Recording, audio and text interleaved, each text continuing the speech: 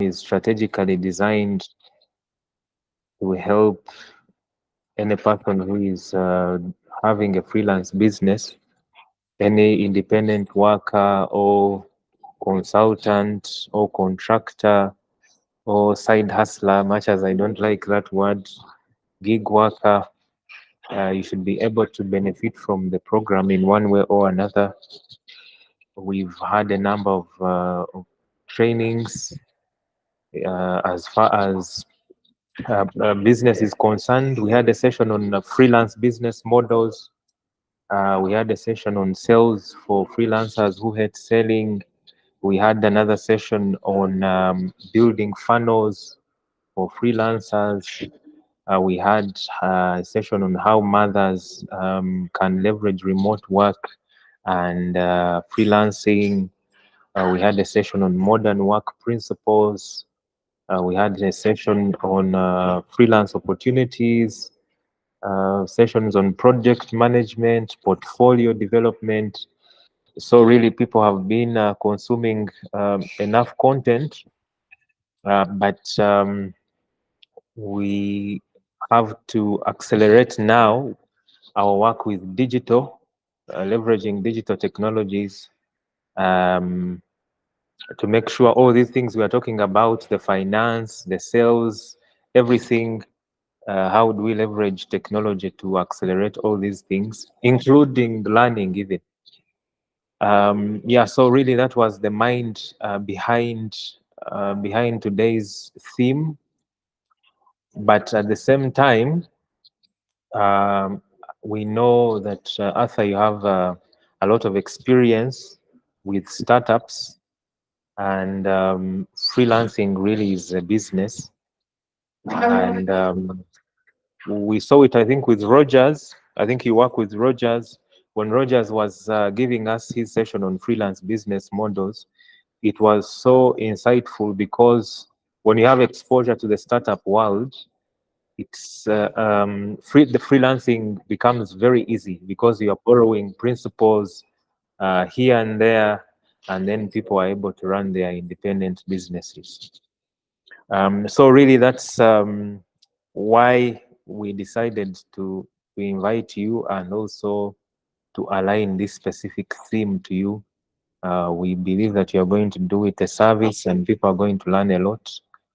And yeah, with that simple introduction, ladies and gentlemen, with us today we have Mr. Mukembo Arthur, Future Lab lead at the Innovation Village. I don't have the capacity to introduce him fully, but he's on LinkedIn and he's also going to introduce himself. I think we can start from there, Arthur. A little bit about yourself and maybe Future Lab, and then we'll see how it goes. Sounds fantastic. Thank you very much, Andrew. Thank you, everyone, for making it to the call. Really excited to be here. As mentioned, I have the privilege of leading Future Lab at the Innovation Village, which itself has the privilege of backing dreamers, hustlers, builders, change makers like yourselves. I think I'll start with just a brief recap of who I am. I'd say I've been a serial entrepreneur since I was probably in high school, very early in my life. And the earliest gigs were around, just building websites for people, learning what that takes, delivering it, the whole sales process from, how do you get a company to trust you with something as public as their website, to then getting the work and realizing you have to support in a much broader context than you thought you were going to support in, things like copywriting, the design aspect, so on and so forth, especially because at that time, I was specializing in really small businesses. And then going from there to now more enterprise plays. At some point, we're managing a substantial portfolio of government websites. And so, that shock as well of, would have thought that the infrastructure is a bit more mature, not necessarily from a tech perspective alone, but from the teams, the personnel that support that whole process. I remember for one government agency, we would literally take a USB stick on a daily to pick updates. Before Dropbox and whatnot was a thing, you take a flash drive to pick a daily update, for security reasons. We go in and then update the website on a manual basis, all the way to, remember at that time, tools like Joomla, Drupal starting to become a thing, or becoming more mature alternatives to WordPress at that time. So really enjoyed that transition from, freelancer, working on a few independent projects for really micro and small businesses, to the enterprise conversation, and how the sales cycles are longer, the payment cycles are longer. You have to convince why they go with you and not with, a larger company to do that work for them. So lots of experience there that then takes me into enterprise software development, systems integration, into supporting a lot of work to do with internet at that time. That was just emerging, things like DVB-S2.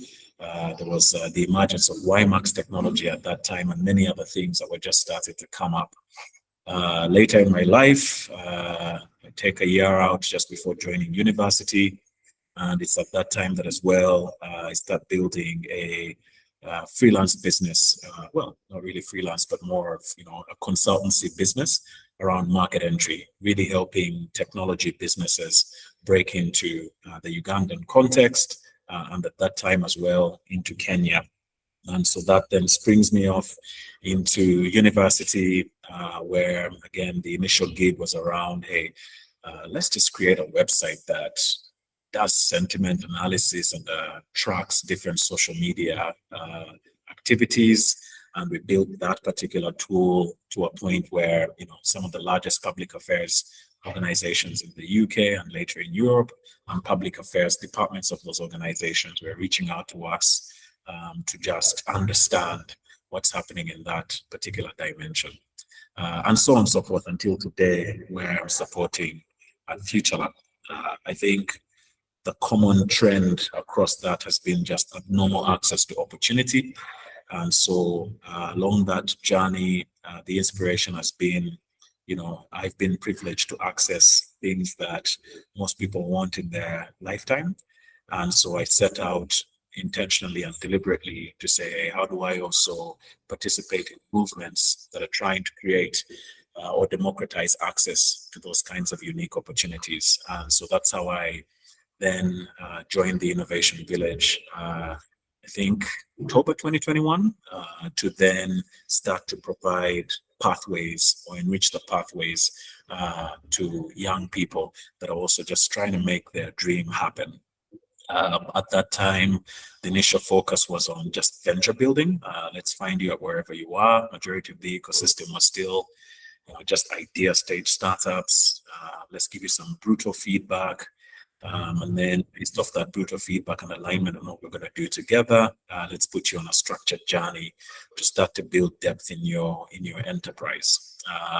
That mandate very quickly starts expanding into, but there's companies out there that need the work, the support, the products, the services, the solutions you're building as startups.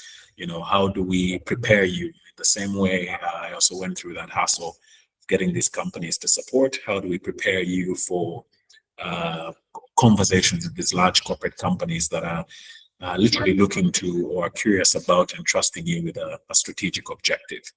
And in that work, we also find that even for corporate Uganda, they were a bit earlier on in the corporate innovation journey.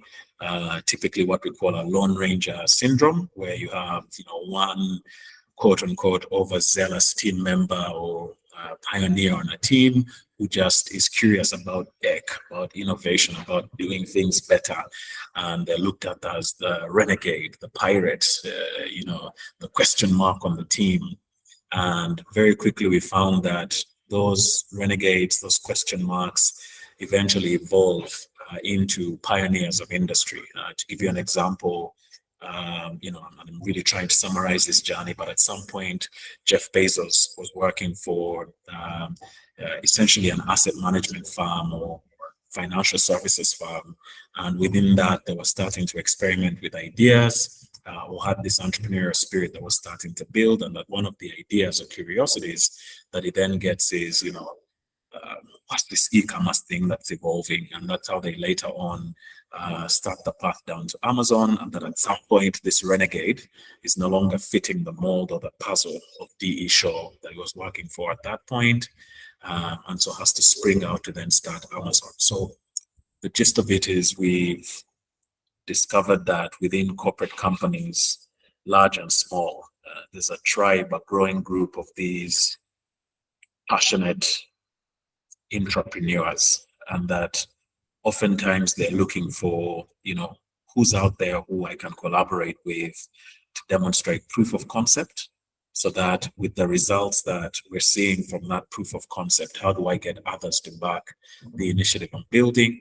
And that as that initiative gains and builds momentum and success, that's how these things then become much larger products that companies go ahead and adopt. So our entire journey of building Future Lab then starts to evolve to finding such people, understanding their context, understanding how it fits into and speaks to the strategic objectives of the organization that they work for, and then having understood that, how do we start to break down the complexity of large corporate environments to then extract and communicate the opportunity to startups, to freelancers, to gig workers, to communities of curious builders as well, that, hey, this is the signal this entity, industry, organization is sending us, stand up and be counted. And that for those startups that then seize that opportunity, how do we take you through some rigorous capacity enhancement? How do we expose you to tools, advice, capacity building, fundraising support, catalytic capital, insights? How do we push you to build something that responds to a strategic need across a particular initial partner or customer, and that also resonates in the broader industry or subsector that particular partner plays? So there's also opportunities for you to grow your business. So that's kind of a lot of detailed, brief summary of how my personal journey then evolves into the work that we do at Future Lab, where I'm privileged to work with a robust team that then leverages the broader Innovation Village group to be able to support entrepreneurs who are, looking for opportunities to make a fundamental change across industry. Maybe I can first pause there and take any feedback or reactions before unpacking it further. Yeah, thank you so much for the echo. Okay. Yeah, thank you so much for that. Yeah, I'm already burning with questions. I'm just writing them down even as you were speaking. So if anyone has a reaction, a comment, a question, you'll be writing it in the chat. So before we look at today's topic, something came up which I believe makes a lot of sense. Let's use it as a warm-up question. Do you think that freelancing can be a foundation or a step towards startup entrepreneurship? Do you think if someone can make it as a freelancer, it would be easier for them to participate in startup entrepreneurship? I think we can look at that, then we start officially with our theme. Sure, fundamentally, I think so. Freelance, gig work, that whole world is a fantastic way to de-risk identifying, validating, starting to make some substantial moves on an opportunity space. It's that, there's several archetypes of entrepreneurial path to entrepreneurship, and I'll just highlight a few to give you an example of where freelance and gig work can then result in a robust enterprise. It's that you have a certain specialist skill that is either underutilized in your current context, and you then find, let me find someone who would scratch me a little bit more in this particular area where I have this skill or this curiosity. And that if more and more people start to signal that, hey, this is actually really good work. Can we do more? That can then lead you down the path of, just continue building your freelance or gig work portfolio, or to then start to question, how do I do this on a more, on a larger scale? Another path is, you've been building a steady career in a corporate context, and you've amassed this rich experience, but maybe the work is getting mundane, or the corporate trigger is not allowing you to experiment with some ideas, or the regulatory context in which your particular employer plays is starting to slow down your ability and your organization's ability to do new and interesting things, or to do the things you do in new and interesting ways. And so that frustration leads you to figure out, but hang on a minute, if I was outside this context that's heavily regulated, or that has these decision-making barriers, could I go farther, faster? And that then one soft way to try that is, I'm going to try and find, people who need what we've been trying to do and are more able, prepared, or willing, or the combination thereof, to take a punt on these new and novel ways of working. And that having found them, how do I package small, sort of sequences of value to them through a consulting or set of consulting gigs. And that again, the deeper you go, the more the people are asking you for that, it starts to create opportunity for you to explore that entrepreneurial pathway. Another track that we've seen as well is just people who started out doing gig and freelance work. And then one of two things happened. You either start to find that there's a certain set of repetitive tasks or things that are moving away from knowledge product, what you actually earn money doing, to more mundane activities that prepare you for that core work, or that are necessary to get the core work done to the standard or within the timelines, or some other variable X that governs your ability to deliver a consistently good product. So you then say, what if I found a way to, say, automate this, or scale this, or radically improve this, so on and so forth. And that's how then people start to get curious about, could I package this as a course? Could I package it as a training service? Could I package this as, a certain bite-sized consulting activity? That's path one. Path two is, I'm starting to see a certain field here that's emerging, or that needs more and more investigation, but that for me to do that piece where I have a certain core set of knowledge, is that I need someone to do another piece that contributes either to how I do the step, or that contributes to the step before me, or that contributes to a step after me, or that, for us to deliver value, I must have all these people working together. And so you start to form groups of other people like you. And so your individual freelance or gig work business starts to become a group of advisors. And before you know it, you've started a consulting business, for example, which is a path to entrepreneurship as well. So absolutely, in summary, gig and freelance work starts to create pathways to entrepreneurial opportunity. And that very quickly as well, when you reach a point where your skill is in such demand that your capacity to scale yourself and your time becomes a constraint, is that's a fantastic time to start to question, how do I begin to scale myself? And one easy pathway, or straightforward pathway to scaling the self, is forming an enterprise and building capacity within it to distribute your knowledge or special insight or special skill or whatever not, and to be able to even command a much larger check as a consequence of that expanded capacity and value proposition.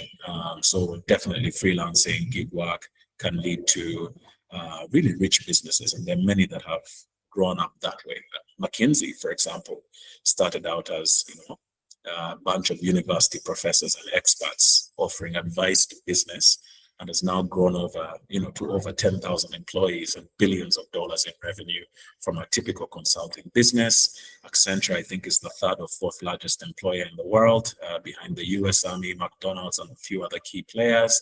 And so those are making a business out of professional services.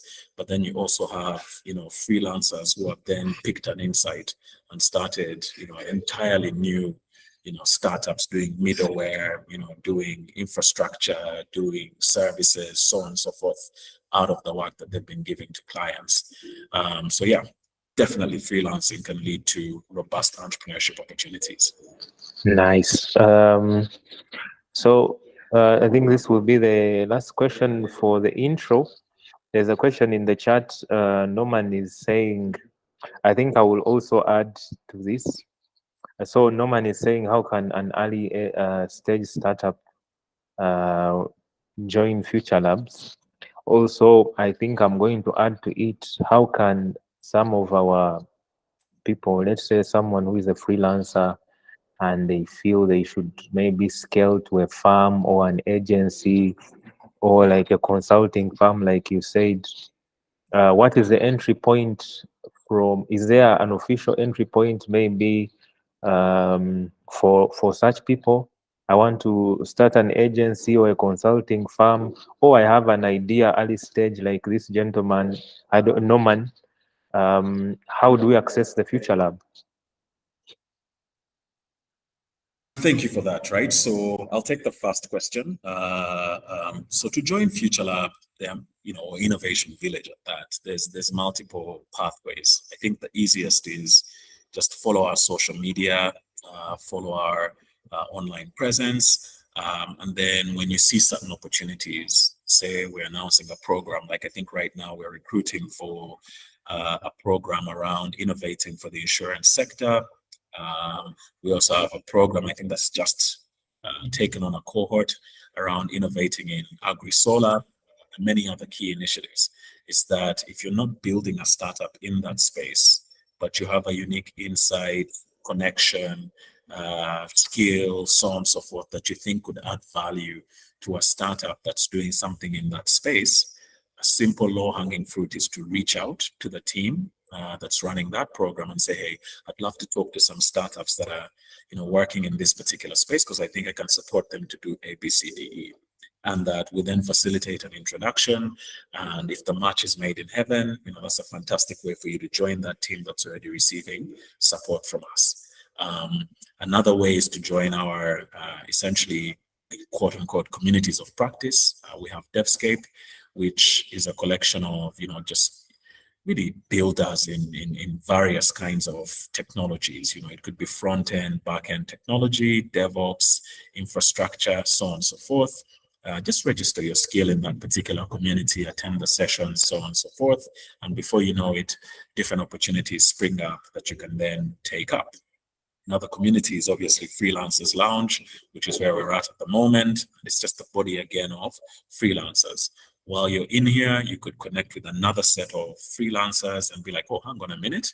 You have a certain complementary skill that if we packaged ourselves well, could then give us an opportunity to, have some repeat business or scale our capacity to deliver and therefore our capacity to capture value from what we do.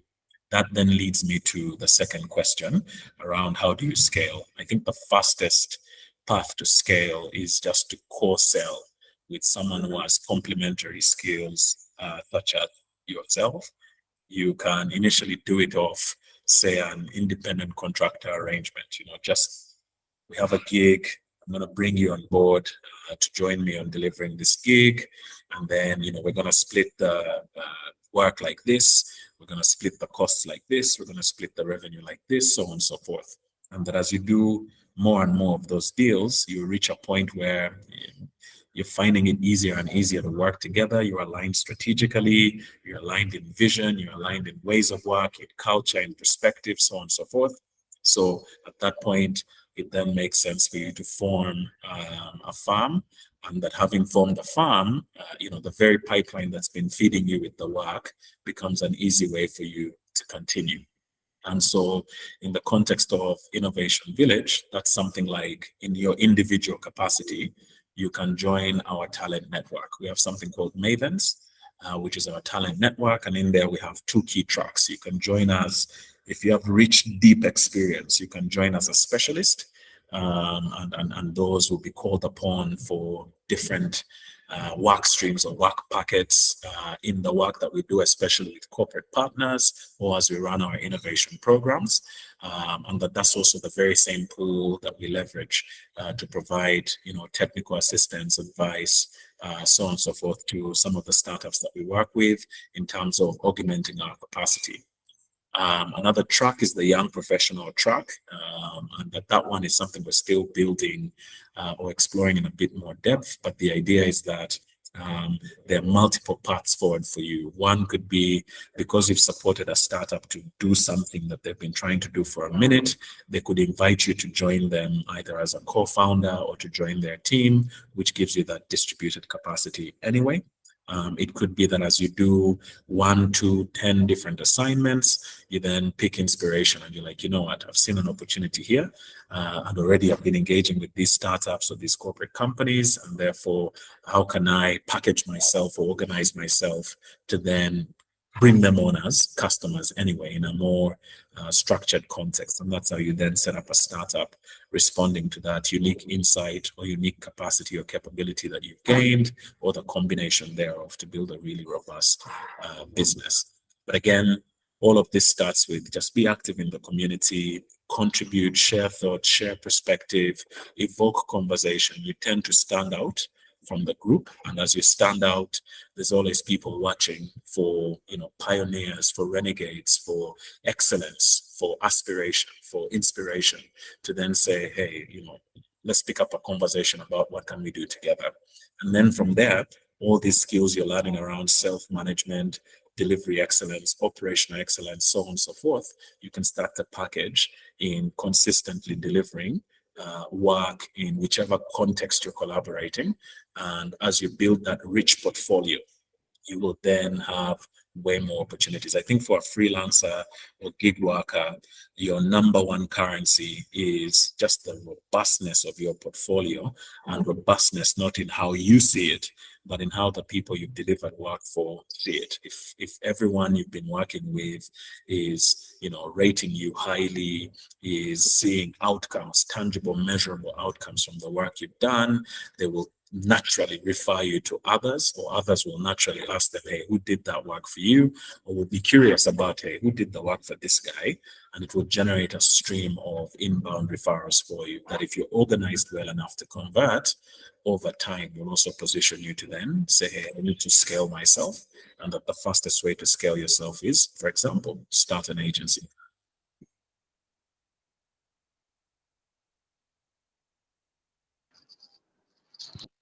Okay. Thank you so much for that. Hope people are taking notes. I think now we can dig deep slightly into today's topic. You said you prefer case studies, so I think we'll use that route. So maybe a mic check. Arthur, you were saying something. Yeah, sure. I think, in thinking about this session, I didn't want it to be one way, right? Yeah. I think people who are going to get value from this session is, break down a challenge you're having, a growth challenge, a capacity Yeah. challenge, some kind of issue you're having, Yeah. and then let's figure out how to solve it together. I think that could add Yeah. some. Yeah. So I think we can have a conversation around adopting new tools. I know someone had talked about it recently. Someone wants to join the call, but I can't see them. I think I need to create a co-host. Let me first give co-host rights to some people. Okay. Isaac, Isaac, I've made you a co-host. If someone wants to join the call, you help me admit. I found that I'm missing out on people. Yeah, so I think we can open it up, but of course we'll begin with you, Arthur. On a personal level, which tool have you adopted recently? To me, it's ChatGPT, like everyone else, but you being a specialist in that area, and that's what you're always looking at. Which new tool have you adopted to recently, and how has it helped your workflow, and how did you adopt? One of the conversations we had, people have a challenge of adopting to new technologies. Maybe just from a personal perspective, how you adopted, which new tool are you using, what's your process? We can begin from there. Then also, if you are using any new tool, you can write in the chat. If you're having challenges with adopting new softwares or technologies, also write it in the chat. If you have a question in line with that, write it in the chat. Then we see how it goes. We can start from there, Arthur. No problem. I think I'll start with your earlier question around, what tools am I using, or what tools do we use or have I previously used? I'd like to first take us back to, I remember in mathematics, traditional mathematics, there used to be something called first principles, right? From a first principles perspective, the tool is a means to an end and not the end in itself. And so the first question I'd ask is, what's the job you're trying to do, right? In how you do your work as a freelancer, there's steps all the way from communicating your value proposition to, someone has expressed interest, or, someone has said, okay, fine, let's do something together, to how you onboard them, how you actually do the delivery, how you do the administrative tasks that are necessary for the delivery to work, and then how you sunset the gig or task that you're working on, and then what happens thereafter. So I think for me, from first principles is to kind of just lay out that value creation, delivery, and capture process across its entire life cycle. And then to start by asking, which step in here is causing the most friction, right?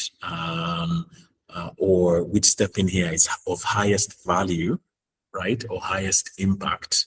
And therefore, where and how can technology come in to unlock, overcome that friction or unlock potential, right? From a jobs to be done framework, there's this idea of, gain creators or pain relievers. And that, from my years doing this, people are more, I think you've had this idea of a vitamin or a painkiller, right?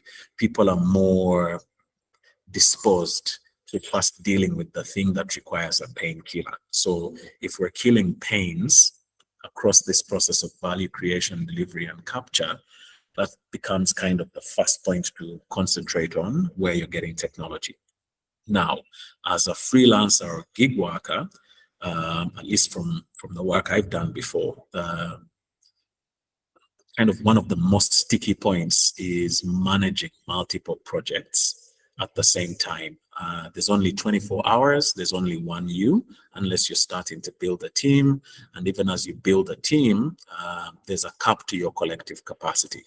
So, from my perspective or my journey so far, I think the most important problem space has been capacity management, kind of capacity forecasting, actually leveraging that capacity when you're delivering multiple work streams, some which may be at different points. It's very rare that you have a portfolio of projects that are all at the same stage. And so how do you keep track of different stages? As a freelance or gig worker, each partner, client, whatever not that you bring on board, has their own intricacies, their own culture, their own expectations of excellence, and that you have to keep aligning on things like that, on the work that's going to be done, so on and so forth. So the first tool for me is something that just supports you on project management, on work management, on performance management. And in there's just so many tools. There's things like ClickUp, which is one tool I swear by. But similar to ClickUp, there's Monday.com, slightly pricier. There's Asana, there's Notion, which is another powerful tool that you can leverage. But that these tools can get very complex and hard to use if your process is not organized. That's why I was saying tool follows how work gets done, and how work gets done follows this is my core competitive differentiator around this value that I deliver. So for me to continue to demonstrate that, I need to organize myself in this way. And that, this is the most critical step or set of steps that either cause friction, cause delay, or can unlock value. And therefore, I'm going to invest in automating that step, this step, or the entire value chain, for example. So one set of tools is just really project management and work management tools. Another step is, as a freelancer or gig worker, you sell time.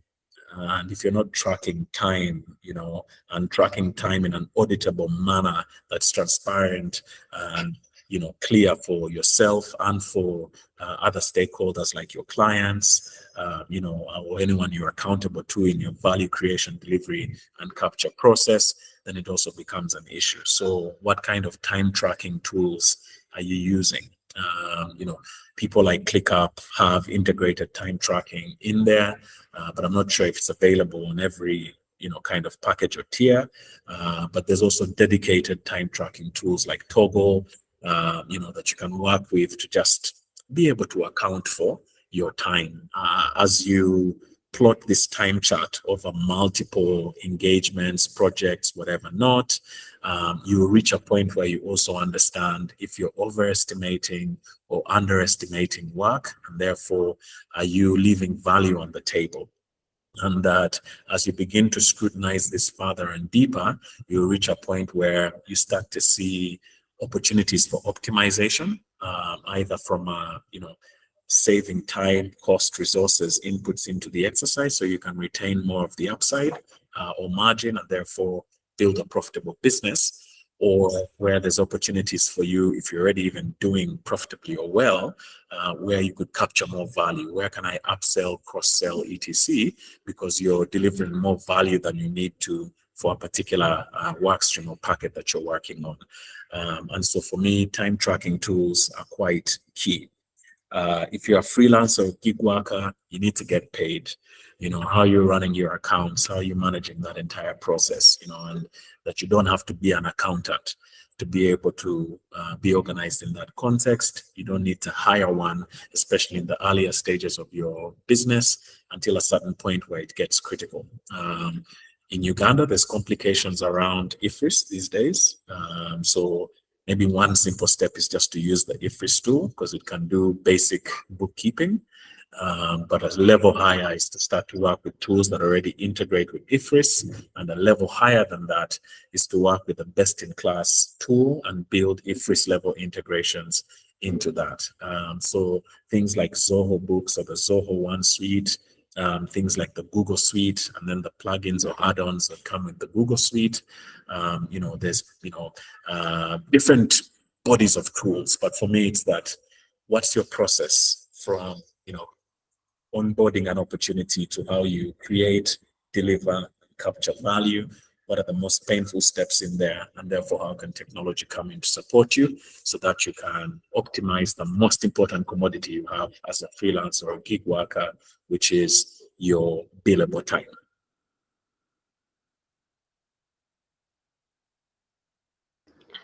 Okay.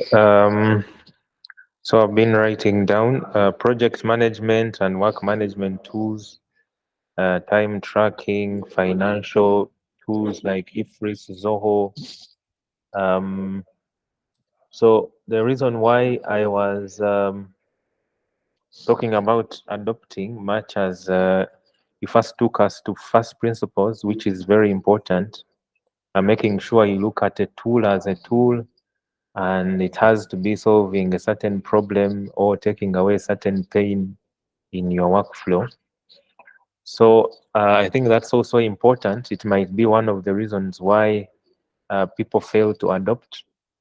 For example, most Ugandans and Africans have failed to adopt to the online gig platforms.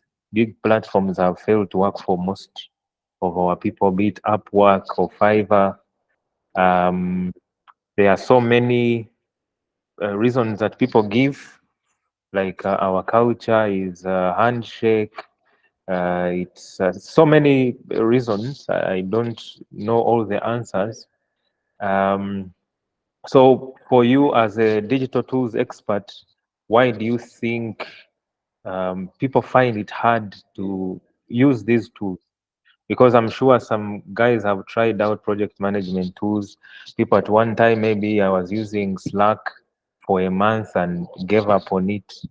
Um, I don't know if risk is a problem. People downtown are crying and fighting. Um, for you, what do you think is the problem as far as adopting to these tools is concerned? That's a deeply philosophical question, sir. I think if I could answer it simply, it's that the pain is not deep enough. If you put your finger in a burning candle and that thing burns you, you remove your finger, right? But if you're touching a plate that's still starting to warm up until it really gets to that, it's too hot, you will not take your hand off it, right? So I think it's probably an issue of it's still a lifestyle business for some of these people. When you transition from this is a lifestyle business, therefore I have some backup if it doesn't work out, or I have several other businesses or opportunities I'm pursuing, therefore this is non-core. You have the luxury of it's not working for me or whatever not, right? But if this thing is fundamental to some strategic objective you have on a personal, on a business level, or any other dimension that motivates you, right? It becomes paramount to organize yourself to maximize that opportunity. And the more you try to maximize that opportunity, the more that pain keeps coming up, and therefore your commitment to deal with it. Now, one of the key issues that I keep hearing, is it's very hard to build a SaaS business in Africa because culturally, we don't like subscription. We don't have the discipline of subscription. And I don't want to believe that. I think for people where a certain tool is critical to how you are building your business or looking after your family or yourself, whatever motivates you, if a certain tool is critical, you will have the discipline to do it. Now, I want to give you the example again, as you mentioned, of Upwork, Fiverr, there's many other tools, freelancer.com, so on and so forth. If you go on there, the most active people on Fiverr, for example, are from India, Pakistan, right? I don't know if that's since changed. It's been a while since I've used those, but at that time, logo design, brand design, app design, whatever not, majority of the people you were competing against were Indians and Pakistani of origin, right? And that what these guys do is you have literally agencies, Upwork, Fiverr type agencies, where there's a front-facing shop who is an expert on SEO, on copywriting, on promotion, and his only job is to make sure that if you put in a keyword for, iOS app developer, right, they are top ranked. And so they'll make sure they have ratings and testimonials. They'll make sure they have, examples of their work. They would have built very clever packages so you can see value. They'll give you the custom pricing option. They'll be highly responsive, giving you responses in an hour or less, so on and so forth. And they'll have sophisticated delivery tools as well. You have to ask your question as a freelancer, yourself a question, sorry, as a freelancer in Uganda or gig worker in Uganda trying to compete with someone on that platform, that, if someone put in the same keyword, iOS app developer, because when they put it in, unless you specialize or specify with the filters that I want someone from Africa, from Uganda, from whatever, that search keyword will look across the entire talent pool that matches those keywords or tags or whatever not. And so how have you organized your listing to come up at the top of the pile, right? There's tools, I remember, like If This Then That. There's tools like Zapier. There's so many tools that you can, harness to build integrations that help you to work smarter. If I receive an email from Fiverr or freelancer.com or whatever, not telling me that there's a new inquiry, how do I leverage Trello or SendGrid or some other tool to trigger an SMS to me, right? If and the SMS is telling me new inquiry or new whatever, you need to respond right now. And that if I need to respond, how have I made use of Zapier or some other integration so that when I respond, I can respond at the device of my convenience or of proximity, and it will still be able to talk back to Fiverr, Freelance, or whatever. It's that, how have you organized yourself so that when someone who doesn't know you, right, puts in that keyword that could create opportunity for you, you are a credible choice, you're on the first page in the first set of listings, and that when they take a punt on you, you are so well organized that you'll be able to very quickly convert on that opportunity, because the thing you're competing against on those platforms is just there's so many of you with the same skill set. And so you're competing on turnaround time. How are you organized to do it? And then when you get the work, you're competing on the customer's experience. If you're having cancellations, if you're having low ratings, if you're having whatever, it tends to go on your record, especially for Fiverr and Upwork, so that it will be that much harder for you to get new work. And that customers are so picky that they can literally filter, I only want 4 and above. I only want 3 and above. Or that if I'm taking someone, who's 3 and below, I'm going to negotiate hard on the price because I'm taking a risk on you. So I think a lot of the disparity around Upwork, Fiverr, freelancer.com, and our not being successful on them or sticky on those platforms probably boils down to how we are organized to compete on a global level, because those are global talent marketplaces. And on the other side of, a lack of stickiness of the tools we use to do the work, is probably not yet painful enough. And that the day it becomes painful, you take out a bank loan to pay for that, Monday.com or Notion, just so you can unlock the value that it can help you to tap. Nice. Yeah, you said it's a philosophical question. Maybe you are a philosopher, because I think the way you've answered it makes a lot of sense.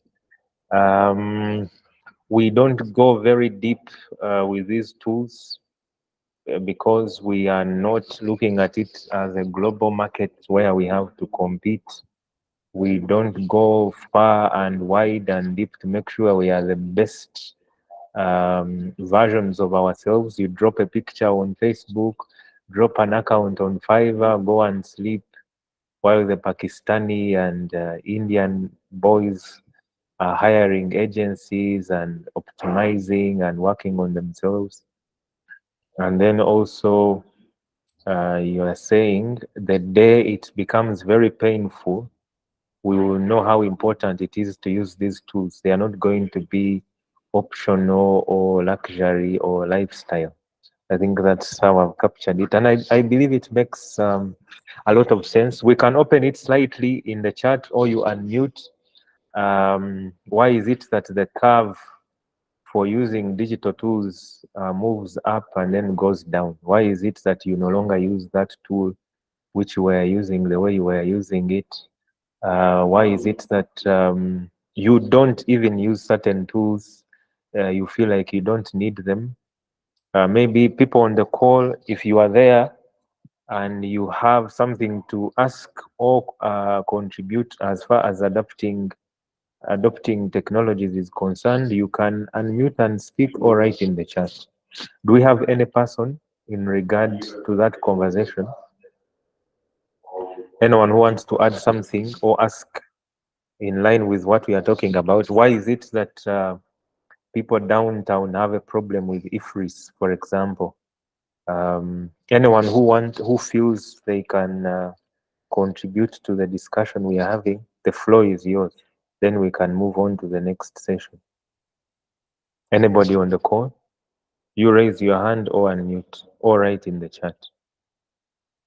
I don't know if you have people from downtown, they might turn this into a political thing. Why is it that the number of people who use safe border is going down? We want to know. Okay, Roland, I see your hand is up. Thank you so much, Andrew, and thank you so much, Arthur, for the nice conversation that you're having and also the insights you're sharing. So I believe, from what I've really noticed in terms of usage of different tools we have, I think behavior also plays a very big factor. What do I mean by behavior? How does, let's say, for example, IFRIS, how do people usually do uh, tracking of their, let's say, transactions in a business? How do they maintain their, financial books of the financial records in the company? It is usually, pen and paper, and they're not probably very tech savvy, so it's very easy for them to just use book and the paper, sorry, pen and paper to track all that and have a place where to have all that. And I've also got in a situation where the person that owns perhaps a business, when they get to hear that they're working with somebody that is it's a very true story, getting to incur a cost of, getting someone that is a little bit very savvy with tech and is going to handle their business. This is downtown, not, real business, and you're handling 100 billion. It's really the normal businesses, downtown. So for them, it's been a cost getting somebody that is, tech savvy and handle their, let's say, inputting all this stuff into the IFRS system and all that. But then also behavior is a very critical thing, because why is self-border very popular? It's easy. It feeds into what I usually do. I'll need usually some safe border, sorry, a border guy that I will have, whose contact I'll have in my phone. And anytime I want them, I'll just give them a call and boom, I have them close by. So safe border kind of mimics or kind of comes closer to what already people have been doing. It just automates it, and it's like, I'm not going to do so much of a change to adopt the system. Yeah, it's like it's now automated. Within a few seconds, I have a border guy close and I'm done. So I feel the behavior aspect in summary plays a big role, and just as anything, changing from something you've been used to something else, there's that time there's that mentality you need to have that, this is actually very important for me, I need to do it, but there's that usually friction that you need to overcome, that resistance. Yeah, thank you so much. Okay. Something to do with tech savviness. So Arthur will be getting back to you on that. One last person, Samuel, I saw your hand up. Thank you, Andrew, and thank you, Arthur. I just wanted to just add a voice on the aspect of IFRS. I happen to be a finance and tax freelancer, and just wanted to share from the perspective that people downtown, one of the reasons why they find it a struggle to embrace IFRS. Definitely, it's a payment. It's more of they are basically giving government access to their business, their records, and so on. So it's not everyone would really want to get that point in time, especially in this increasing costs of living and so on. So tax is always something that we all struggle with, but also the financial literacy, but also the attitude around some of these digital systems and so on. Sometimes we think that it's actually complex. A case in example, URA has continuously had these Excels where you go and download and file your returns, but you still find that even with the basic Excel, people still struggle to even just get to capture information into that Excel. So sometimes it's just about the mindset, but also, of course, we also understand that something their level of education is not really up there, so that really affects them. But yeah, So thanks for the discussion, and thanks Roland as well for adding a voice to that. Okay, so I see someone in the chat is saying some Ugandans are poor, so technology doesn't favor them. So I don't know if there's a correlation between poverty and technology. And then saying access, so poor people have no access to technology and financial services. Then one other person, Sumaya, is saying sometimes people are excited to use tools. So no, sometimes the excitement of using the tool wears off. Yeah, I think this one is also, yeah. And often better tools come up and people end up embracing new ones. So there's that aspect of new tools and people getting tired of old ones. So Arthur, I think you will add your voice on some of these topics that have been touched. There's tech savviness. So what do you have to say about tech savviness? Is it a problem or it's not a problem? There's data and privacy. Like the gentleman told us, maybe certain people believe if they use certain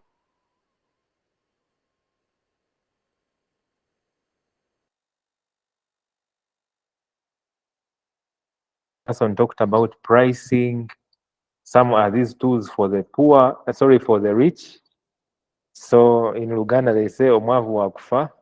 So is technology for the rich? I don't know. Then the last thing I think was about attitude and mindset. I can't even read my own handwriting. So this one, I'm going to ignore it. I can't, but I think the last person talked about it. So Arthur, what do you have to say or add as far as what we have going on? And really, thank you, Samuel and Roland. Roland and team for your different perspectives. I think the more I've listened is there might be a risk that we're convoluting issues. So I think I'd first then break it into, to borrow from our friends in oil and gas, upstream, midstream, downstream. I assume for the safe border, you're talking about the they call them a rider, the fellow on the bike, rather than the passenger they're carrying. You're asking if they're using the platforms, right? Is that the context you meant the safe border example in? Yes, please. Fantastic, yeah. And then from the IFRIS context as well, were you meaning this from the context of a downstream user, like, I don't know what the president calls the petty traders, but, you know, like I'm a trader in shoes, and therefore I have my issues with IFRIS? Or are you talking about it from the context of I'm a professional helping with graphic design, and at some point I need to bill clients for my work? Is that the context you're referring to, or are you referring to the shoe trader? The shoe trader. Okay, because in the context of the shoe trader, they might be out of scope for this particular conversation. Their issues are deeper than we may be able to unpack here. But if it was in the context of you as a gig or freelance worker needing to keep your business affairs in check and in compliance, then there's certain things that you can just not stay away from. For example, the more you go for higher value clients, they'll expect you to have a degree of compliance, and so they'll ask for these things. For the petty traders, again, deeply philosophical question that we may not be able to unpack at this stage. But if I was to look at it in terms of upstream, midstream, downstream, and to concentrate on the perspective of upstream in the context of you are a gig or freelance worker attempting to organize yourself to maximize the value you can create, deliver, and capture out there so you can build your business, then again, if it gets painful enough, people do whatever is necessary to be able to onboard those tools. But as a person building, even if you're a gig or a freelance worker, you're still building essentially a solo business. You're still an entrepreneur in one way or another. And so in that particular context is that you must then take a conscious decision on, am I doing this? I think the millennials on the call it for vibes, or am I doing this, to build a scalable enterprise? If you're building a scalable enterprise, you're going to have to formalize. And therefore, if cost is the inhibitor, right, it's that how do we find clever ways to have the client pay for that tool? Start with the freemium tool or the free version, right? Use it to deliver 1, 2, 3, 4, 5 different projects. Capture the retained, make sure, first of all, that those projects are delivered profitably. And that of the retained earnings from delivering those projects, the first investment you want to make is in the business itself. Again, not like many millennials or young people tend to do. When you close a good deal for the first time, you drink it that evening, whether alcoholic or non-alcoholic beverage, but you party it out. So how have you built financial discipline, rigor, mentality that if I've won today, let me invest for tomorrow, and let me invest in the things that are able to support me to command a larger margin of larger volumes from the work that I'm delivering. Let me invest in activities, tools, technologies, whatever not, that's going to help distribute and scale my capacity. The more we transition to approaching these things from that level of strategic foresight, the more we don't look at it as, you're disenfranchised or left behind, or it's too expensive or whatever not, because the market doesn't care. All the market is looking for is, I have this need. Why are you the best person to solve it? And if you convince them, they will literally say, in whichever way they do, here's my money, take it. I just want my results. Or these are my results. Sorry, these are the results I asked you for. Here's your payment. So where we're coming from is the more we transition from, and again, philosophical conversations we're having here, but the more we transition from this mindset of government to Yambe, looking outward, the problems I have are out of my control. Whatever is constraining my business from scaling is out of my control. The more we transition to, what can I do today to grow my business? What can I do today to be better at what I do than I was yesterday? And how can I scale that to ensure that tomorrow and 10 days from tomorrow and 1,000 days from tomorrow, I'm increasing my capacity to create, deliver, and capture value. I like to tell the teams I work with that we need to start with the end in mind. What's your business plan for your gig or freelance business? What does growth look like for you? What's going to drive that growth? What is your, I like that you're touching on these topics, but what problem are you solving with your unique offering, whatever not? Don't start with the offering and work backwards to the problem. What are you solving for? What's your solution? Where does it fit in this dynamic that is the marketplace? What's the size of opportunity you're pursuing? Does it make sense to pursue it alone or to begin to organize yourself into a team?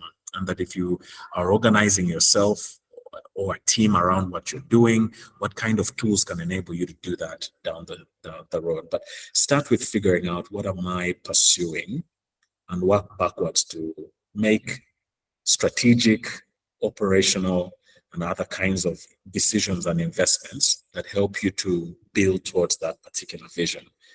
I don't know if that's coming out, but in terms of the downstream guys, honestly, I feel like it might be a bit out of scope for this conversation and ebb more into the more philosophical. If you're talking about Safe Border, those are marketplace businesses. They struggle from high rates of getting the word that they use, but in summary, attrition. But there's a particular KPI they use for platform leakage. That's the one. And so a lot of that is driven by just moral hazard, which moral hazard is encouraged by you, the user. If you've used the same Safe Border guy and his service was fantastic, we're usually the first person to say, can we go off app for the next whatever that I'm sending you to do for me, right? We're the first people as consumers who encourage that bad behavior.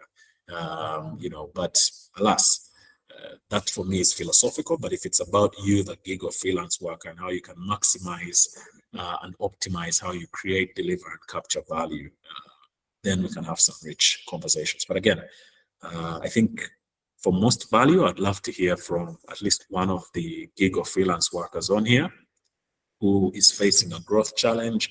If you can unpack the dynamics, different facets of that growth challenge, and then, discuss how and what technologies we can harness to fix it. I think that could be a really impactful piece going forward as well. But thanks, guys. Okay, I think that's what we are going to do next. Though Samuel said he's a finance professional, he's a freelancer who offers financial services. And one of the tools he uses is IFRIS. I think that's what you said somewhere, right? If I got it right. You have that system and you offer it as a service. Did I hear it right? There's something you said? Andrew, maybe just to clarify, IFRIS is a URA system that can be accessed by anyone. I usually access it through the web. And how For I use yourself or for other people? There's something you had talked about. I thought maybe I missed it. Okay. Okay, It's so okay. what happens is, for example, I have some clients that work with entities that require them to have IFRIS invoices or receipts. So I access the system using the credentials of a client, their TIN numbers, and so on. So I help them navigate through the system and be able to get through those invoices or receipts that they need, and other kind of stuff that they need to be able to do within IFRIS, and also tax planning to be able to guide them on what how to structure in terms of the invoices and all those other aspects. Yeah, I wanted to reconcile it with Arthur's question. So are you having any challenges as far as your business is concerned and the tool, the technology tool that you use to serve your people? So, of course, the challenge is just about how people appreciate, especially the people like you talked about, the people in Chico, how they appreciate the tool and the effort around it. So the buy-in. So it's more of like, this thing I do not need. It's not of so much value, but then I have to pay for it. So that is what I should say. But in terms of the system is really a well-built system. It's just that the challenge, I think, what some businesses have is that they're using basic accounting systems that are not synchronized with IFRIS. So you find that they are putting information in IFRIS, but that information does not feed into the accounting system. They have to keep doing a double work between IFRIS and their accounting system. So that's what I can just comment about that. Thank you. Yeah, so I think, Arthur, if we are to begin with this gentleman, the challenge would be, in case you are a freelancer who offers your services through a technology, and the people you are serving through that technology are not adopting as they ought to, what would be the solution out of such a scenario? Then we can move on to another person. I think one word for me, upsell, right? Some of the best business opportunities are those that are occasioned by a regulatory event. URA is not about to back down from IFRIS. I don't see it happening, right? And so if it's not going to happen, and you know that a substantial populace is, for one reason or the other, stuck on how to use the tool, but will have to use it inevitably, then position an offering that does it. I like Samuel's example because essentially, he can do multiple businesses. I can just do tax administration work. I can do tax planning and management, so that those issues are not coming up. You can do, that tax is downstream, right? You could do bookkeeping to ensure we're having even minimal friction at whatever point that's coming in. He could offer financial planning to enable this enterprise or business to be able to kind of better manage its cash flows, cash flow forecasts, whatever not, to make sure that, you know, the business is running well, and that all of these are chargeable services. They don't have to be offered in one bundled rate. But the opportunity for Samuel then becomes, you know, if you'd also want me to, I can offer you just the advice. If you want me to also implement for you and manage it for you, each of those is a different tier of pricing. Therefore, I can charge you more for it and retain more value as a consequence. Obviously, the risk Samuel runs into in that case is, you know, if you're adding on, if you're going deeper in the value chain and serving more and more points of it, then you're going to need to very quickly scale yourself or your team, whatever not, right? So that's also the kind of the other side of the coin. For the tech people on the call, you know, you are for all its faults, is a very technology-oriented company. I encourage you to investigate it further. And that one of the things they've done is realize that IFRIS will never be able to operate at the speed and pace of innovation out there, even in a traditional sector as accounting, finance, tax administration, planning, whatever not. They know there are tools like Zoho, I think, you know, is it Zero Books or whatever, Zeno, what there's been many accounting tools out there, QuickBooks, whatever.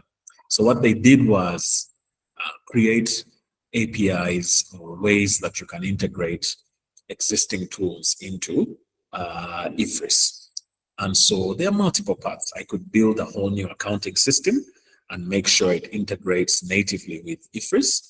I could provide systems integration capabilities to take your existing implementation of Tally, of QuickBooks, or whatever, and integrate it with IFRIS. I could provide consultancy support on how to support legacy systems that don't necessarily talk to IFRIS. How do I put you on a change program to upgrade or find a better technology that is more IFRIS compatible, and then to manage that entire migration over time, so on and so forth. And that each of those is a chargeable event.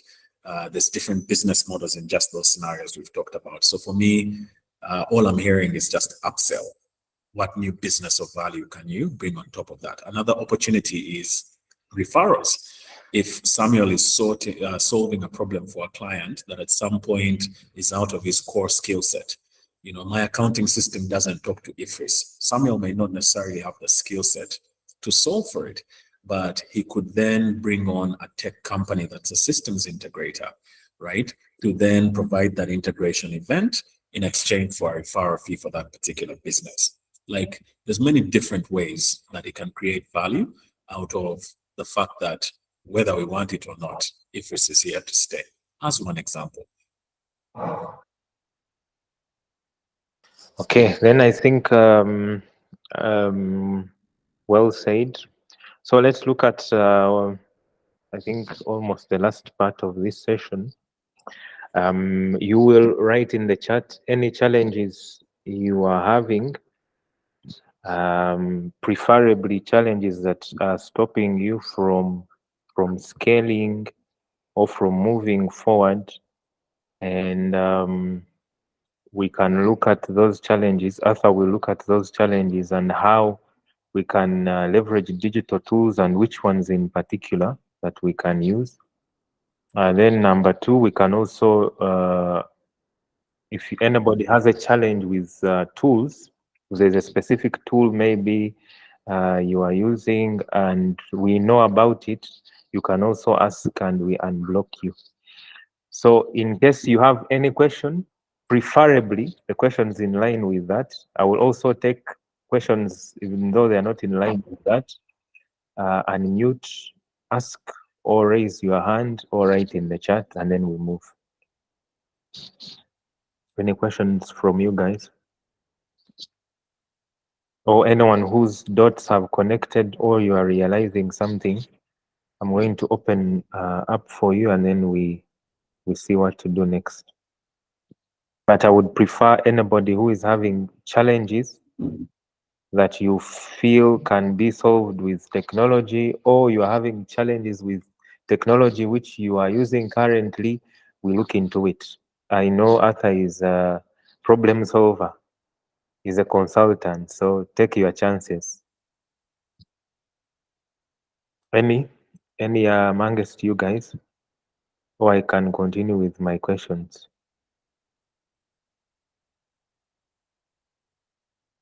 I see Ram on the call. Ram, how are you, sir?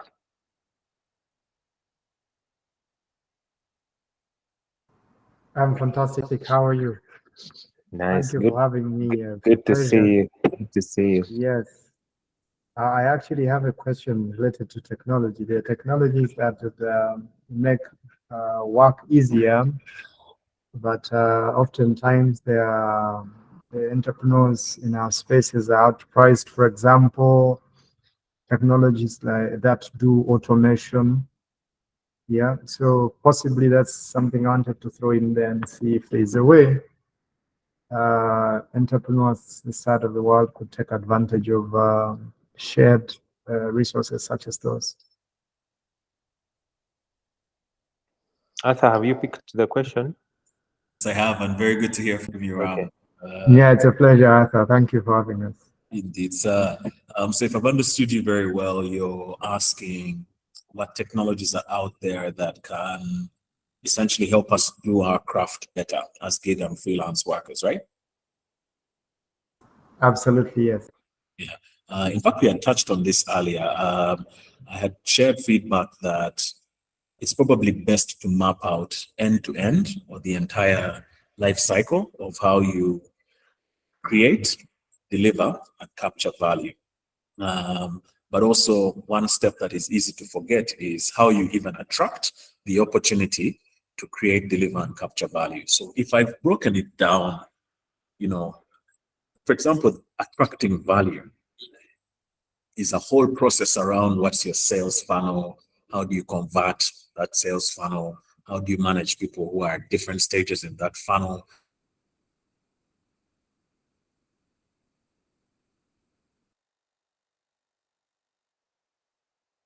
etc. And that there I can just deploy a customer relationship management tool. Right? Basic CRM, there are so many free tools, Pipedrive, HubSpot, etc. that start on a freemium basis and give you the opportunity to build upwards as you grow your business.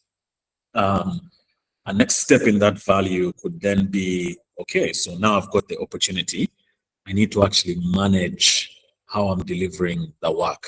And that's that step of, project management and work management. And for me, there are two different things. There's project management, managing the actual engagement life cycle from start to finish. And then there's work managing the process of assembling the knowledge product, right? And so you need to work with tools that allow you to either do one of those or preferably do both well. For project management, there's tools like Trello, excellent, and I think it's free. You can just leverage that. There's tools that go deeper, like Asana, like Monday.com, ClickUp, which we were talking about earlier. That's an incredibly powerful tool. You could leverage that to organize yourself better. And then you can then even go deeper on tools that help you manage your strategic planning.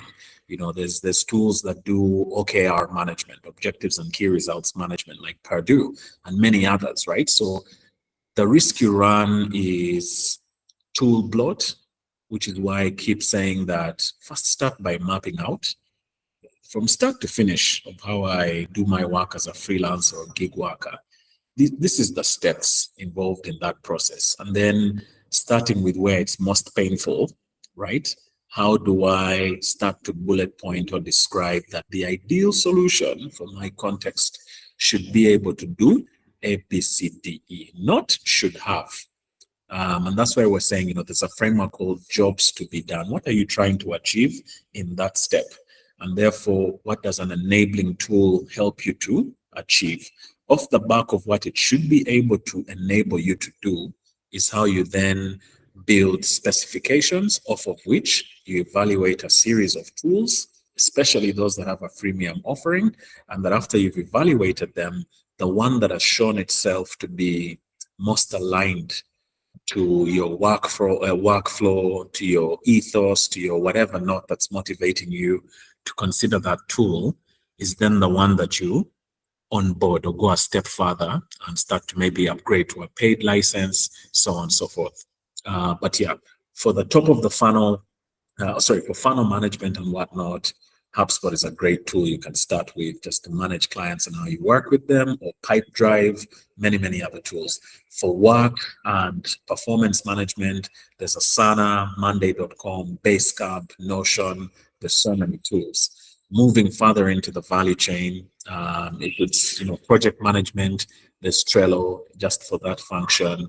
If it is managing a team, you can use Discord.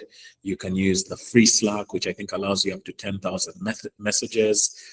You can use Google, which allows you to just work with your Gmail or upgrade to the Google Workspace tool. If it's billing and client management, Zoho offers free Zoho Invoice, and there's many others who also have that same capability. You could download, you could get Odoo. I think that's an ERP solution for small and medium enterprises. So it's that, what are the steps in your business? And therefore, what are you trying to achieve in those steps? And therefore, what should the tool that you're working with be able to demonstrate or have or support you with? And therefore, of the 10, 50, 20, 100 tools out there, who make the shortlist? And having selected the shortlist, how do you test them out in a real world context enough to then decide that, okay, this is the one I'm going to go with? And for me, one of the most important variables in selecting tools is how well does it play with other tools? So does it have an open API? Is there an app marketplace? Does it have existing integrations with other tools, so on and so forth, so that even the learning curve is shortened. Why I also encourage you to test and try the tools is then you're able to know, this one requires a PhD from MIT versus this one, which is, there used to be that set of books called For Dummies. This one, I can just pick up and learn in my sleep. Pick a tool that doesn't create more work for you. Okay. I see a question in the chat. It's about digital products. I know we are talking about digital tools, but it aligns. Is there an echo? Yeah. So one of the things that we be telling people to do, especially freelancers, is to leverage creating digital tools. People are writing, they are doing YouTube, podcasts, templates, website templates, design templates. Photographers are working on stock images. So most of freelancers in the Freelancers Lounge, we normally urge them to get into creating digital products. On Fiverr now, one of the most selling services is actually generative AI. Guys are making artwork and all these things. So the question in the chat is about marketing and selling digital products. The person is asking about your advice on how to effectively market and sell digital products. Wow. And if you can make it work well, that's one great way to earn passively off the internet. And the digital products take various forms, as you've identified. It can be a course, it can be a template, it can be, a recipe, secret formula to being the hardest guy on Fiverr, whatever not. If you're able to package either the output or the sequence of steps to get to the output, or some kind of repeatable way to keep generating that output in multiple scenarios, so on and so forth, you'll do well in that digital product landscape. And so I think it depends on the packaging. So if it's a course that you're trying to build, people like Udemy are always looking for, course authors and whatnot. You could invest in a learning management system yourself, like LearnDash or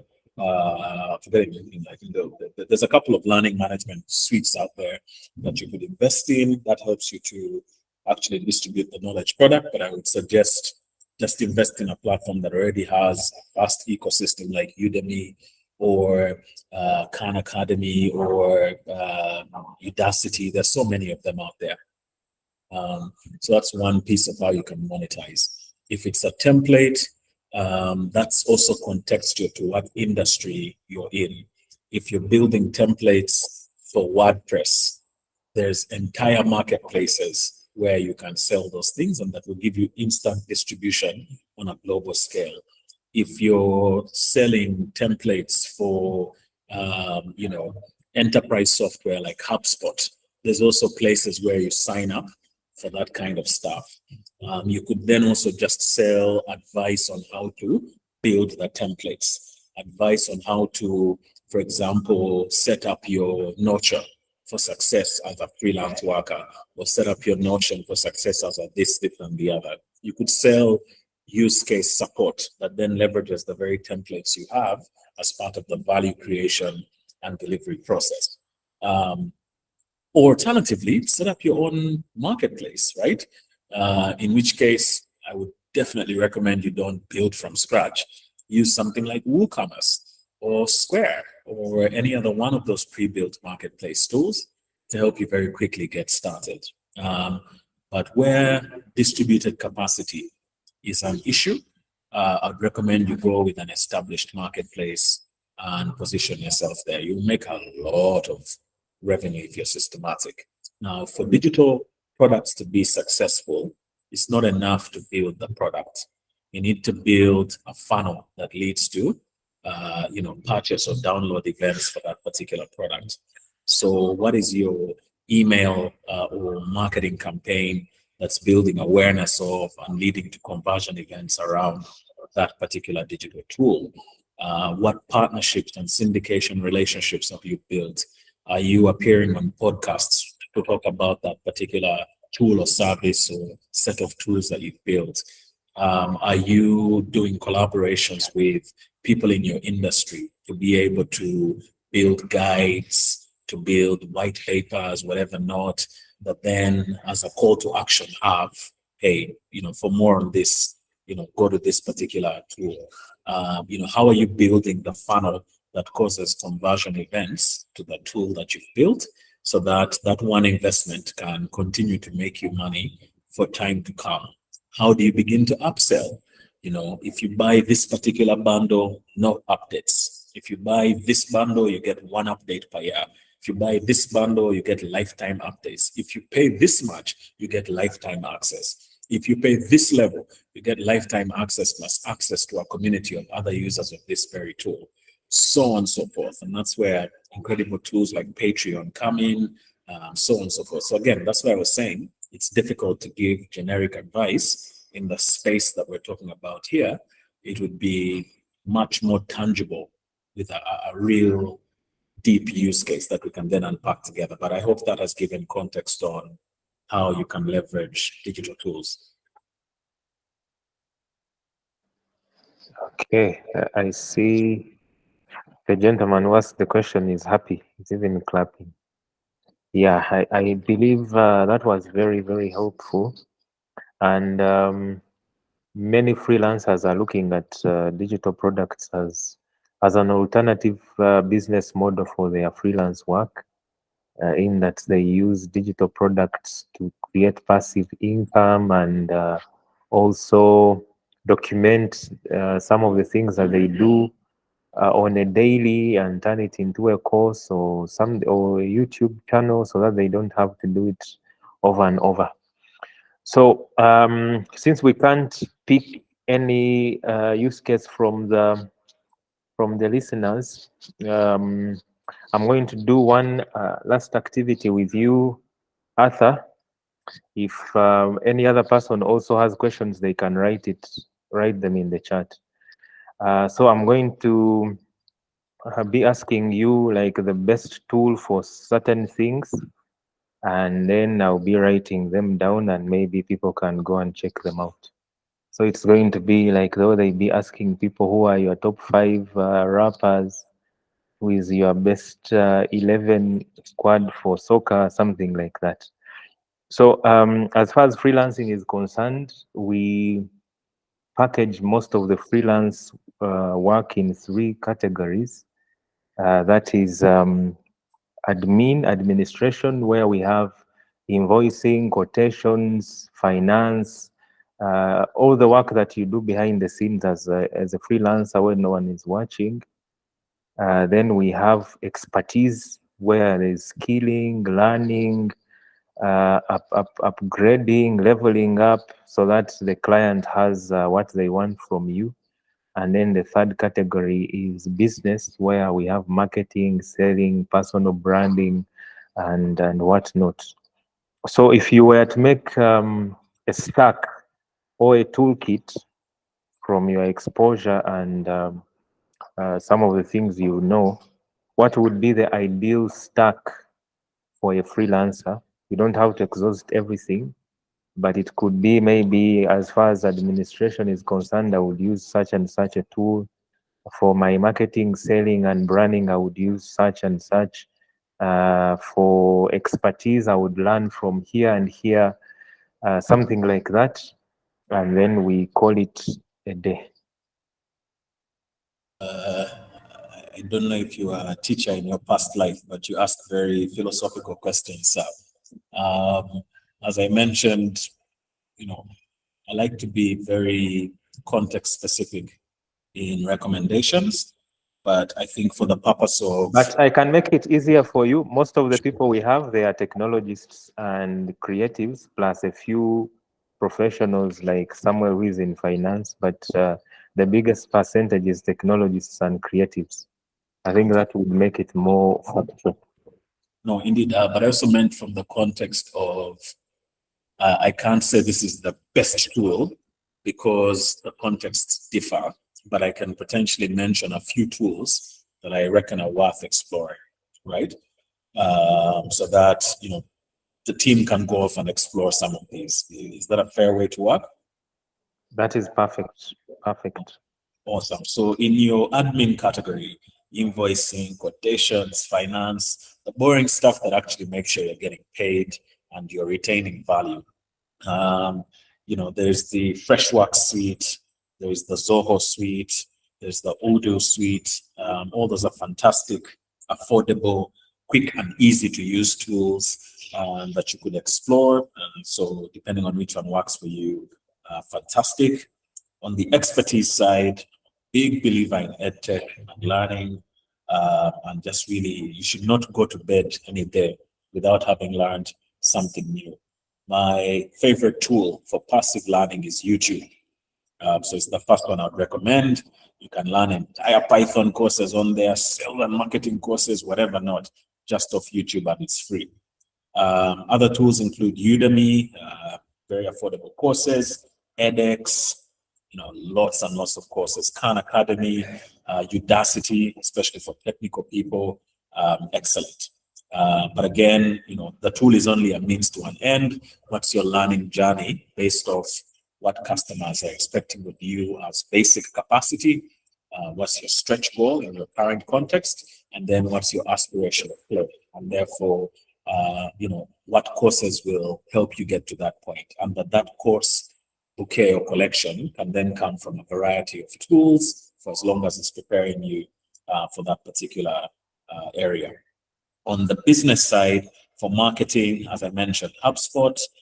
You can also work with, I think Freshworks also has a relatively free or easy to use CRM solution. I think Pipedrive is freemium. It's also a fantastic tool to work with. On the sales and sales automation, which is a very underlooked area, you can look at tools again like HubSpot, which gives you a free sales CRM. You can look at Groundhog, which will charge you a fee, but it's fantastic. It's WordPress powered. It can help you. Pipedrive, as I mentioned, so on and so forth. For branding, again, here I think it's a range of tools. There's a whole bunch of open source stuff that you can work with, but so far I'm yet to be disappointed by tools like Adobe Illustrator, by tools like Photoshop. They really just do what they say on the card. And that the more you invest time in learning how to use them, the better. But you could also capture a tool like Canva, which is super easy to use and also has a freemium model. You could leverage Figma, another fantastic tool. There's InVision, there's Adobe XD. There's quite a few tools in that particular category. But I think if there's any one investment, as a freelancer, especially working as an individual or a small team, I'd recommend Notion as a fantastic way to start with, combining work and project management together.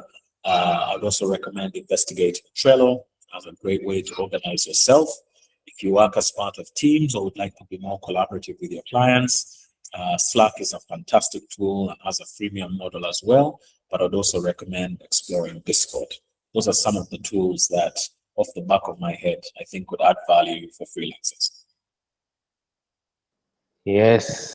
So my philosophical question has pulled something out of you. So I was asking for many people, it had to come out that way because they are not asking. So I have to be the voice for the voiceless. But anyway, you were slightly fast, but we have a recording. It's going to be added to the playlist, and then also this is going to be a full chapter in our freelance business acceleration book, which is going to be out very soon. You'll find all the tools he has spoken about there, with links and descriptions. But then I noticed some people were taking notes. You can go and explore and try them out.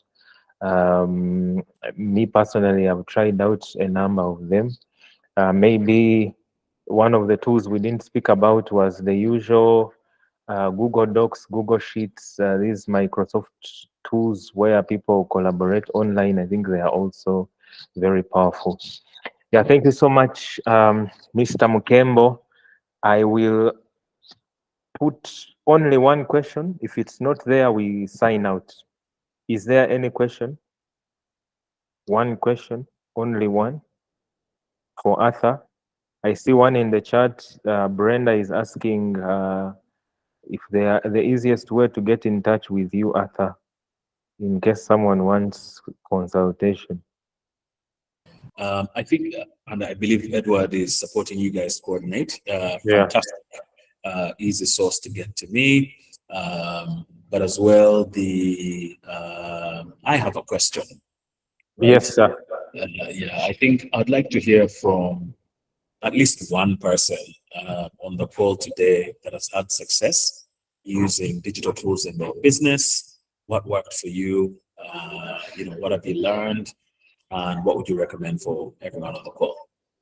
Nice. That's a beautiful one. So if you are on the call and there's a specific tool you've used, it has worked for you and you've gotten massive success, it's your time. I'll also share mine after you guys. Yeah, so one person unmute, speak. If time allows, we also get a second person. The tool which has worked for you and you have immense success.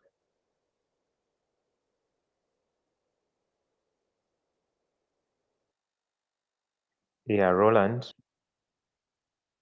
Yeah, thank you so much, Andrew. So the tool that has worked for me in freelance and my work as an engineer, software engineer, is Togo. Because usually they would ask you for timesheets at the end of some projects. So it was difficult putting everything together in the end, trying to figure out how much time did I spend doing this.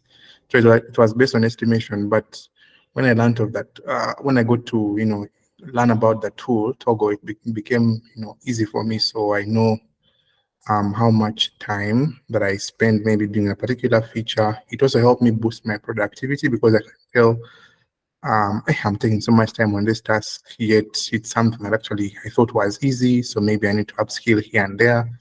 But then at the end of it all, I have even I started using it for my personal work. I know if I'm going to have 10 tasks today, I time myself using Togo. And at the end of the day, I have a report, or even end of month, for whatever period of time, and I can tell how much time I've spent doing something. But then also for the project, it's easy for me to then invoice because I just get the Togo report share, and yeah, I don't waste time anymore with having to sit down at the end of a project to figure out how much time I spend doing something. Yeah, so Togo was a very good tool for me as an engineer, and I still use it. Thank you. Thanks, Roland. In fact, in the tech stack, I don't know, I forgot to mention that particular tool again, but I think we spoke about it earlier.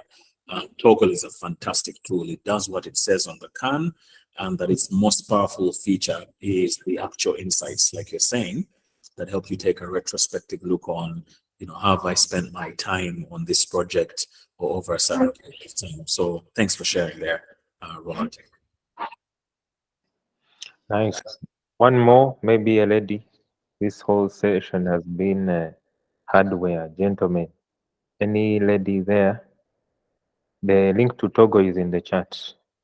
Samuel says Calendly and Canva. Yeah, Canva even meets on my stack that I was going to talk about. Samuel has Calendly and Canva. They have done great for him. Yeah, so others, I think everyone can participate in this. Okay, Roland has a question. Sorry. Yeah, so there's something to do with OKRs you mentioned, Arthur, but then also KPIs. It's something that I've also gotten into, and it's sometimes hard to find out, okay, track. Every end of a quarter, you're maybe presenting a report that is required by, some stakeholders in a business.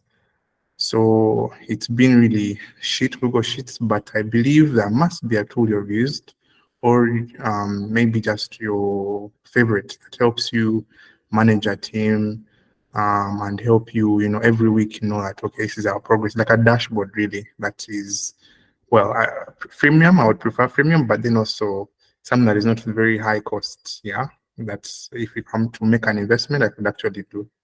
Yeah, thank you. Thanks, Roland. I've actually shared it in the chat. Unfortunately, for the scale and kind of sophistication of the work that we do, most of the tools I work with are enterprise grade. But Purdue is a fantastic tool that gives you a freemium offering. And then ClickUp has a freemium version that, if you organize it well, could mimic some of this Purdue level functionality. But that's one great tool for performance management. Thanks a lot.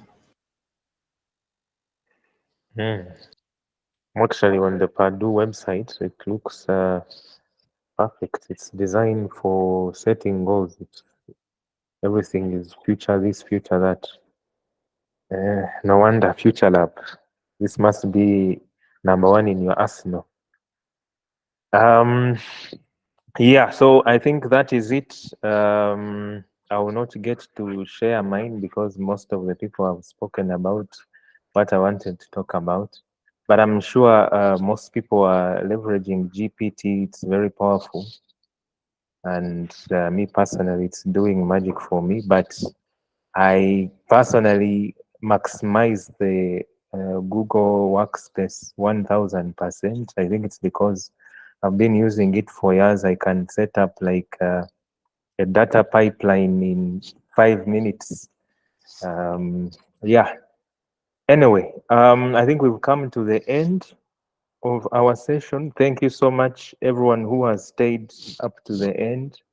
Thank you so much, Arthur, for coming through. I think you were the right person for this topic. Yeah, this topic was really made for you. It was there, but we didn't know who to give it. I don't know whether you found it or it found you, but you were the perfect person for this topic. Thank you so much. And we meet tomorrow, same time, same link. Arthur, if you have one last remark, you can give it and then we sign out. And thank you, Andrew. Thank you, everyone on the call for the time.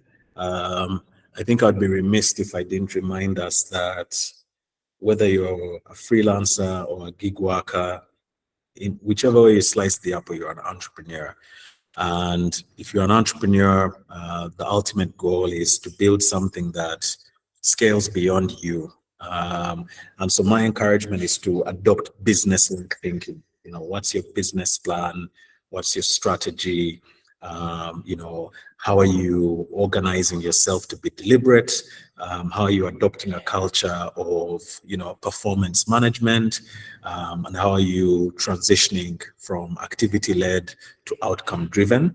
And that if you're being outcome-driven, then it will very quickly take you to a mindset of, you know, I need to have operational excellence, I need to have delivery excellence, I need to have excellent client service as key fundamentals to building a scalable enterprise. So my encouragement would be, if you don't already have it, try to leverage. There's so many tools out there that can help you do very basic, quick business planning and analysis. But what's your business plan? And then what cadence have you set in the calendar to check yourself against how you're executing on that business? That way, we'll start to shift into more strategic conversations that can unlock growth and scale. And that as we continue to do that consistently, our one-person business will end up becoming a global enterprise. Otherwise, mine is to wish you happy building. Godspeed. Thank you. Nice. Have a good night, good evening. See you tomorrow, same time, same link. Thank you so much. Cheers. Thanks, everyone.